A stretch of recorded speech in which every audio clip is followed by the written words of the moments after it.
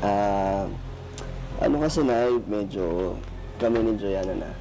Di ba, na 9 months na rin po in Danjoy.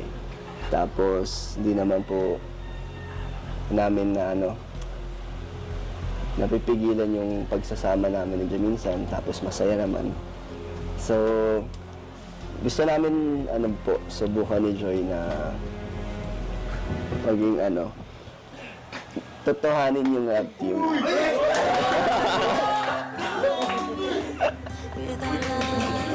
Hindi, ano naman. Yan ang parati kong tinatanong sa kanya. Ano po? Yan ang parati kong tinatanong sa kanya. Sabi ko na, kayo ni Ata Ida. Sabi niya, ma, hindi pa ma. Sabi niya sa akin. Pag kami naman, magsasabi ako sa iyo, magpapaalam ako sa iyo. Parati namin inaantinaat ko na sinasabi. Kaya lang sabi ko sa madya, basta ano ang pag-aaral ko, mapapayaw. So, ayun nga na ipinapaalam po namin ni Joy na na. Kayo na.